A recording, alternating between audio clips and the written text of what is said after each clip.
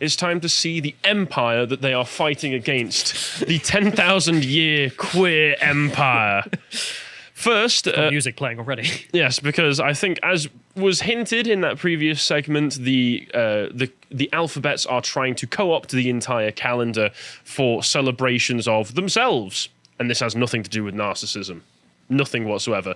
But first, just a little bit of local news in the UK. Recently, there was the big controversy around conversion therapy, which is carried on. As we can see here, the controversial practice of conversion therapy made headlines on Thursday after Prime Minister Boris Johnson U-turned on a pledge to ban it, before later backtracking following a furious reaction. I believe the LGBT Alliance had something to do with the initial decision to U-turn on it. We should probably explain the U-turn as well, because I imagine if there's some Americans joining us, who haven't watched it before. Yes, Americans watching might have a very particular idea of conversion therapy. Mike Pence and his electric zappers and whatnot. Milo Yiannopoulos. That doesn't happen here. At least there are no significant cases of that happening at all in the UK. The conversion therapy as it existed in the UK was counselling, in the sense of if you were gay and you were an adult and wanted to talk to someone and say, I want to be straight, like Milo Yiannopoulos, that's legal. Yes. Like, you were allowed to do that. Purely opt-in. Because it's all consenting adults and they're just talking. But the government decided they would make this illegal because it hurts people's feelings. Against human rights of the person who consented to it. Very confusing. Right. It's all purely ideological, of course. Conversion therapy, they describe in the Evening Standard here, is the use of methods such as aversive stimulation or religious counselling to change or suppress a person's sexual orientation. As we mentioned, just counselling. I don't know what aversive stimulation means. Does that mean they show you pictures of buff, nude men and administer an electric shock or something? Because I've not heard of anything like that going on these shores, at least. There was a consultation done at the time of this bill, and they couldn't find any cases, so it seems that this does not exist in our aisles. It's very interesting. I actually tried to cover something like this for my university project a few years ago, back when I was still in university. Got in touch with Stonewall, got in touch with a load of forums to try and find anybody who had gone through conversion therapy in the UK, and could not find anybody. And that's when I started to think, maybe this is a bit of a manufactured outrage, perhaps. But carrying on, it is also used in an attempt to persuade trans people to alter their gender identity to correspond with the sex that they had at birth. Well, the fact of the matter is, if leftists are to be believed that gender dysphoria, being a medical condition, isn't necessary for someone to be trans, and it's just a state of mind, why couldn't you just be talked out of that state of mind? This is the question they can never really answer. And on Thursday evening, a leaked Downing Street briefing paper seen by ITV News showed that Mr. Johnson had dropped plans for the ban, but just hours later, following outrage from LGBT campaigners and health charities, Number 10 U-turned again, with a senior government source quoted as saying the ban would feature in the next Queen's speech. And I'm sure the Queen can't wait for that one, so she can get round to pledging her own allegiance to the alphabet community. I can't imagine the Queen being like, yes, I will no longer go to those sessions. What? Me and Maggie are announcing. No. However, it was reported that the legislation would cover only gay conversion therapy, not trans. So if you're gay, you're not allowed to do it, but if you're trans, you are allowed to do it. And I don't think there's a reason for that distinction personally. I think if you want, you should be able to speak to your doctor about anything like that. Because, I mean, that's the funny aspect, isn't it? Because all that's happening here is, it's weird, and I'm not going to take part in it anytime soon, either for the reverse version, which I'm sure will be offered at some point. I'm glad to see that you're confident in your own identity, Callum. Yeah. Stunning and brave. The idea that if you're gay and you want to be straight and you want to just talk to someone about this, okay, weird, but, if you want to do it, that's illegal. But if you're saying you want to be trans and you want to be talked into it, that's fine. Yeah. I can understand, even from a gay perspective, if it's like, well, I want my own biological children. I see people with like a happy traditional family. Maybe someone can talk me into it. I don't think it'll be successful. But, if they want to go for it, go for it. Who am I to judge, right? I could show you women until you're not afraid anymore. Like they're just cowering in fear of the pictures. But what does the government have to say about this in regards to the actual numbers of conversion therapy? Because they did a research piece on this, the prevalence of conversion therapy in the UK. So the best evidence available on the extent of conversion therapy in the UK comes from the National LGBT Survey from 2017. Yes, because we have one of those. We have members of the government tracking the amount of gay people in the country, because this is a very pressing matter. It shows that and keeping track of them. You know, the German government doesn't collect data on race Oh, yeah. because of Germany, and they're Yes. worried about that. So whenever I hear it's like, oh, we've got all the statistics on the gays. We have your exact numbers. We know exactly where they are. Sorry. We've got We've got trackers on them. No. It shows that 5% of respondents said they've been offered conversion in an attempt to cure them of being lesbian, gay, bisexual, and transgender in their lifetime. A further 2% said they had undergone conversion therapy. 4% of transgender respondents said they had undergone conversion therapy, and 8% reported having been offered it. So just from the figures alone there, the percentages, you can imagine that these are pretty small figures. And if you were to take the respondents as reflective of the entire population of LGBT people within the UK, I tried to figure out some numbers. So if we were to take it as representative, that would mean that 165,000 people have been offered conversion therapy and less than 100,000 have gone through it. The government estimates in the UK that there are between 200 and 500,000 trans people in the UK, which I think sounds like a pretty lofty estimate. Sounds like you're taking in a lot of the what's referred to as trans-trenders into that, but I'll take the upper limit on that. So that would mean about 20,000 trans people have gone through conversion therapy, and that's it. So even if I were to take the absolute top numbers, That still sounds way too high in my opinion. it still does sound way too high. And that's if you take the data as being accurate and completely representative. The trans may also be including consultation on gender dysphoria as conversion therapy, of course, because this is all qualitative data. I'm going out and asking, have you had conversion therapy? If in your head you think that time your doctor went, are you sure? Are you sure about this? That's conversion therapy. That counts.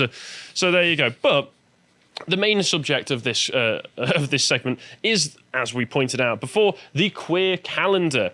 Click on this again for me, John, just so we can take a nice look through some of these. So I just want to take a look through some specifically, but I thought I would highlight a few that I've not gotten in any great detail, mainly being December 1st, World AIDS Day. Which sounds like, do you want an early present for Christmas? No, it's a proper. I mean, it's not a holiday. It's a celebration. No, it's a day to raise money for AIDS research and whatnot. Which, Yeah, no, that's fair. I just think a lot of the optics of quite a few of these days, like Bisexual Visibility Day. Does that mean I have to walk down the street with a woman on one arm and a man on the other, No, I think the bi people have to walk out with just their underwear, so that you know who they are. Oh, they have to wear armbands, maybe. Yeah, they have to wear a special badge, something like that. Just a pink triangle. But this is to make it very clear that for whatever reason, the queer lobby has managed to appropriate about half the calendar by the looks of it, because these also include certain months in the entirety of months. Because one of the things that's confused me is that in the UK, for whatever reason, we seem to have 2 whole months dedicated to gay people and LGBT people. Because we've got here, It's not enough. obviously it's not enough. Our precious gays are worth more than 2 months. What I'm saying is we need at least half the year dedicated in totality. our precious. I'm going to go for 3/4. Oh my God! Well, I'll up you 4/5. How about that? Hey. This compromise. Yep. So if we move along, we can see that in the UK we've got LGBT plus History Month is every February, and in America is also. I think it's Black History Month in America. Yeah. And then we swap it in October. So we do Black History Month in October. They do LGBT God, History Month in all these celebrations are very confusing. But in June, we also have Pride Month. Move along, John. So, and this is a CBBC article. So That's the children. Yeah, that's the BBC for children, telling the children about what Pride Month is, why you should jump up onto all of those floats and get involved, probably. It is the BBC, after all. June is Pride Month, a month dedicated to celebrating LGBTQ plus communities all around the world, which sounds an awful lot like LGBT History Month, but okay. Pride is usually celebrated with big parades and marches. Once again, why is this on CBBC? Why do the children need to know this? And what is the... State mandated education, mate. Evidently. What is the tangible difference between these 2 months in the way that they're celebrated, other than, like, in February, do I have to take a moment of silence to remember all those gay people out there? Whereas in Pride, I have to take it to the streets. Why do we need 2 months for this? I think one's a solemn occasion to remember the Stonewall riots, and the other one is a celebratory occasion to remember the Stonewall riots. Yes, it makes a lot of sense. Yes, we've also got Zero Discrimination Day. If we carry on, What? Zero Discrimination Day. Every other day of the year, it's allowed. It's open season. It's open season, Did I miss baby. this? Yes, It's the 1st of March. Oh, damn it. Claudia Webb still on Twitter. 1st of March. No one is born to hate. We are taught to hate. Let us take out time today on Zero Discrimination Day to pledge to rise above all forms of prejudice. So every other day it's allowed. I'm sorry. Also coming from Claudia Webb. Our friendly neighborhood acid enthusiast is here to tell you about why you shouldn't discriminate against people. Yeah, who taught you acid, Claudia? You were taught to. Who taught you the hate that led to you throwing that acid, Claudia? Bleach lady. And I also she threatened to throw it, we should say, before she sues the hell out of us. I also just like the concept of Zero Discrimination Day, like the idea that if one single person is discriminated against, the day has failed. It's been a complete bust. What? Guess we'll get it next year, guys. One Modern Warfare game goes with an N-word and the whole thing's done. Yep, I guess so. Bad luck, guys. We'll get them next time. Claudia. And this is, of course, being shown in schools as well. If we've got screenshots in the next tweet, click on that image for me. This is Winchester School. Mask the kid. I know. But move along to the next image, John. They've got a big slide here talking zero discrimination against women and girls. And the little yellow block at the bottom, it's kind of difficult to make out on the screen, but it says, I assume it's been blocked off a little bit, but it says, a future where women lead the way to make peace with the earth, or we are not going to have a human future at all. Which sounds a little bit like a threat. Like the earth is trying to kill us. Sounds an will. Sounds an awful like you're discriminating against all of those men who want to make peace with the earth. No, the men only make war with the earth. I don't know. I feel like we've already failed at Zero Discrimination Day, guys.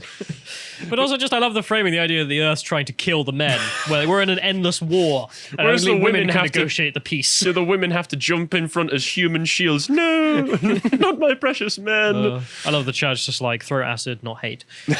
Hashtag thoughts and prayers. Thank you, Claudia Webb, really setting the standard for us. We've also got Aromantic Spectrum Awareness Week. We need a full week for this. Does that perfume smell? What The celebration of aromantic spectrum experiences and identities, because you can't just be aromantic. It's on a spectrum, guys. aromantic? Does that mean you don't love people? We've got a useful little definition here. Aromanticism is a romantic orientation which describes people whose experiences of romance is disconnected from normative, there's buzzword, get a buzzword in there, societal expectations, often due to experiencing little to no romantic attraction or sometimes feeling repulsed by romance or being uninterested in romantic relationships. So basically, either you're mentally ill or just very selfish. You can have sex with me. You've got an insect brain. Basically, it's the Black Widow perspective. You can have sex with me, but if you show me any affection, I'm repulsed by it. How dare you? It's very, very negative way to approach the world, I would say. And Aromantic Spectrum Awareness Week is an annual international event meant to spread awareness and acceptance of aromantic spectrum identities, one moment, and the issues we face, as well as making more people aware of our existence while celebrating it. Yes, because this is what it always comes down to. We need to be seen. We need people to be aware of our existence, because I'm definitely not a narcissist. I just need everyone looking at me in this room constantly at all times, or else I'm going to screech. But also, they're presenting this like it's a sexuality. But when you read that, all that I think of is mental illness. Like, you've clearly got a mental disorder if you can't engage in romance, right? I can't physically feel romance towards somebody else. That's a disability. You have no ability to understand romance, right? That's not a sexuality. Well, I think you'll find that mental illnesses are all the chic right now, and if we further pathologize them as being sexualities, then that adds to our progressive point quota. So, fine.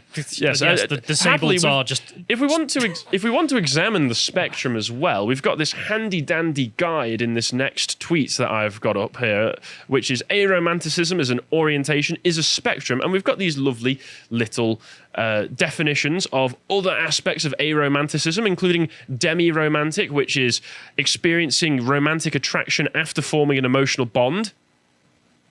after forming an emotional bond is when you feel romance. Yes, that's normal. That's normal. You don't need to call that a special word. That's just being normal. And then there is grey aromantic, which is rarely experiences romantic attraction or only experiences it under certain circumstances. You mean like finding someone that you form an emotional bond and connection with, which is also normal. I don't walk into the office and automatically feel romantic attraction to everybody I encounter, sadly. So I know, Callum, I'm sorry. But that's just not how it works. They've just come up with special names for normal things. The person who sits in that seat I'm attracted to? Like, what do you mean certain circumstances? I don't understand. So Callum, I guess it means that you and I are both on the aromantic spectrum, as well as probably a few other spectrums. But big spectrum. Yeah. We've also got Gay Uncle's Day. Being a man with a gay uncle myself, I think he would be horribly patronised to find that this exists. You didn't make him a cake for Gay Uncle's Day? No, I think he would throw that cake back in my face if I were to do that. He'd be like, what is this? But I am an out and proud gay uncle, or gunkle, which sounds very strange to me. It's not a great word. I wouldn't call myself that. I wouldn't either. I have 3 nieces and 3 nephews. They often referred to me as a spare parent, or punk, professional uncle, no kids. For the love of God, don't mix those 2 words together. We were joking about this earlier. I'm the spunk that keeps the family together. No. Gay Uncle's Day, also known as Gunkle's Day, please stop using that word, is celebrated on the 2nd Sunday in August. Yes, it's a thing. August 8th, 2021 is the next Gay Uncle's Day. I assume it was the 2nd Sunday this August, so look out for that, all gay uncles out there.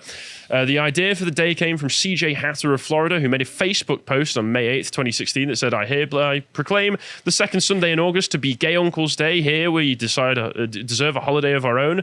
As a gunkle, I share a unique bond with my nieces and nephews. The bond allows them to experience a special sense of mentorship, compassion, and cultural awareness, and most importantly, a confidant who is one step removed from their parent. Sounds a lot like just being an uncle. Yeah. Really? I mean, I can actually appreciate the idea here, but like the thing is, it's always so lackluster these days, isn't it? Well, I just like, think, where's the gay uncle cookies? Like, where's the gay uncle celebratory stuff? Why does there need to be it? a day for this in the first place? Well, that's the thing. It's arbitrary. If you're a great uncle, surely your nieces and nephews will probably celebrate that just in and of itself. You don't need a special day when they're allowed to. I'm not opposed to more culture, let's say, but like you could have Easter and you got the Easter eggs and whatnot. Like, there's nothing here whatsoever. But this does also mean the guy came up with it. It was just a Facebook post. I can come up with any random holidays as well. We do have International Men's Day, but seeing as we can keep branching it into smaller and smaller categories, I personally feel left out. So I hereby announce that today, the 4th of April, from this day henceforth, is going to be known as Tall Man's Day, celebrating all men over 6 foot tall. These are the rules. I can do this now. I am currently being oppressed by small door frames, overhanging tree branches, and Tudor buildings. Liberation from the hobbit holes, my friends. We can do this. Take the power back. We're going to fight you every step of the way. Yeah, well, we'll just step over you. Take long strides to victory, my brethren. But start making 5 foot doorways now, just to annoy you. If you do, God help you. There are, as has been pointed out, some more legitimate ones, to be fair. Like we've got from 2019... Pete in the chat just be like, you Harry. Oh God, I'm triggering Pete a lot recently, aren't I? But we've got some that are more legitimate than others, I would say, like Pulse Remembrance Day. I didn't know what this was at first, and then we've got Governor Ron DeSantis of Florida talking about Pulse Remembrance Day, which seems to be more localized to Florida because it's talking about the shooting that happened at the Pulse Club back in 2016. So I can get behind a Remembrance Day almost for these people that happened in this local area because it happened in Florida. It's something that's awful that happened in Florida. So I think fair play. Please don't tell me they turned this into an international day of celebration. Well, I mean, it's listed on the calendar, so... In the Muslim world, they celebrate differently. Yeah, there's quite a few other ones. We've also got Bisexual Health Awareness Month. I won't really go through any of this. We've also got the most recent one, Transgender Day of Visibility, that happened a few days ago, which was an event to recognise the contributions made to the state by transgender and gender non-conforming individuals that was happening. And once again, this is just another case of it's like if these people have achieved something, you don't need to celebrate their sexuality. Celebrate the achievement. Well, it's not even a sexuality, but just the Well, wording. the identity, yes. Day of visibility just makes me think of the question: do women have penises? Like that's going to be what it is. It just makes me feel that all the rest of the year they're just wearing invisibility cloaks, and on this day they just they pop into existence. And then we also have Transgender Day of Remembrance, which is annual observation of to honor the memory of transgender people whose lives were lost in acts of anti-transgender violence. Not in the Great War. No, not in the Great War. We don't take a minute silence for all the trans people who died in the Great War. But of course, there's not enough. There's not enough days for trans people. Move along. I found this amusing tweet saying that, can we get Transgender Day of Joy? I get the importance of visibility and remembrance, obviously. But what about just feeling happiness and who we are? It will never be enough. Remember, it will never be enough. And to be fair, they did leave a few things out. You might need to be careful with the next page here, John, because I don't see them listing anything about National Masturbation Day. What?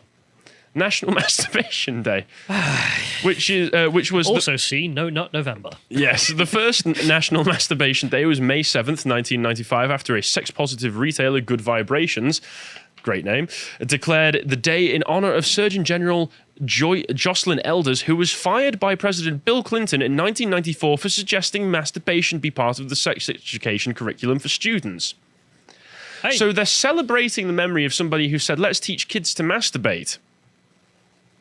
That says a lot. I could kind of understand why they're leaving it out of the calendar, actually. Also, how Democrats have changed in the past. Bill Clinton was like, no, Are you kidding me? I'm with you Bill freak? Clinton on this one. Yeah, shockingly enough, I also find myself with Bill Clinton. I had a bit more on this segment as well, but it's probably going on too long now, so I think that's where I'll end it. But just remember that this is what's coming for us. We are all now part of the 10,000-year queer empire. If you appreciated that segment from the podcast or the Lotus Eaters, you can go to lotuseaters.com to get access to all the premium content we have on the site, such as this video, How Does Russia Justify Its Aggression by John Wheatley and Thomas, looking at their side of the story and how they justify it from their perspective.